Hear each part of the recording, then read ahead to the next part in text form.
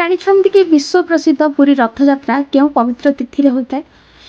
ପ୍ରତିବର୍ଷ ଆଷାଢ଼ ମାସ ଶୁକ୍ଳପକ୍ଷ ଦ୍ୱିତୀୟ ତିଥିରେ ରଥଯାତ୍ରା ହୋଇଥାଏ।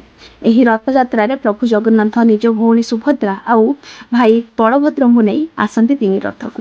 ତିନି ରଥରେ ବିରାଜମାନ ହୁଅନ୍ତି ଏବଂ 9 ଦିନର ଯାତ୍ରା ଯେଉଁଟାକି ଗୁଣ୍ଡିଚା ଯାତ୍ରା କୁହାଯାଏ ସେଥିରେ ଯାଆନ୍ତି ଏବଂ ଆସିବା ସମୟକୁ ବାହୁଡ଼ା କୁହାଯାଏ।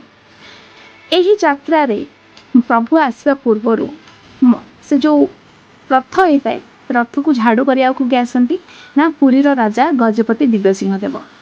ସୁନାର ଖଡ଼ିକାରେ ସେ ଛେରା ପହଁରା କରନ୍ତି ଏବଂ ତାପରେ ଜଗନ୍ନାଥ ବଳଭଦ୍ର ସୁଭଦ୍ରା ରଥ ଉପରେ ବିରାଜମାନ ହୁଅନ୍ତି। ଏମିତି ମଧ୍ୟ କୁହାଯାଏ ପ୍ରଭୁ ଜଗନ୍ନାଥ ବର୍ଷରେ ଥରେ ଏହି ଯାତ୍ରା ଏଥିପାଇଁ କରନ୍ତି କି ଯେଉଁ ଅଣ ହିନ୍ଦୁ ଲୋକମାନେ ଅଛନ୍ତି ଯିଏକି ଭଗବାନଙ୍କ ଦର୍ଶନ ମନ୍ଦିର ଭିତରକୁ ଯାଇ କରିପାରୁନାହାନ୍ତି, ବାହାରୁ ହିଁ କେବଳ ତାଙ୍କର ମନ୍ଦିରକୁ ଦେଖିପାରୁଛନ୍ତି, ସେମାନେ ଅନେଇ ବସିଥାନ୍ତି ଗୋଟେ ବର୍ଷ ପର୍ଯ୍ୟନ୍ତ ଭଗବାନଙ୍କ ଦର୍ଶନ ପାଇଁ। ଆଉ ଭଗବାନ ନିଜେ ତାଙ୍କୁ ଦର୍ଶନ ଦେବା ପାଇଁ ବାହାରି ଆସନ୍ତି ବଡ଼ ଦାଣ୍ଡକୁ। ଏବଂ ଏଇ ଯେଉଁ 9 ଦିନ ଯାତ୍ରାରେ ବହୁତ ସାରା ଜିନିଷ ହେଇଥାଏ, ଯେମିତିକି ଗୁଣ୍ଡିଚା ଯାତ୍ରା ହେବା, ଭଗବାନ କାହା ପାଇଁ ଅପେକ୍ଷା ବି କରନ୍ତି ତାଙ୍କ ଭକ୍ତମାନେ ଯଦି ନ ଆସିବେ ତାଙ୍କୁ ଭେଟିବା ପାଇଁ।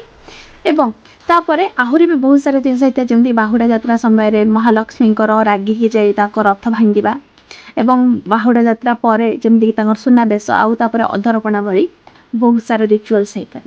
ଆଇ ହୋପ୍ ଆପଣମାନଙ୍କୁ ଏହି ଭିଡ଼ିଓଟି ଭଲ ଲାଗେ।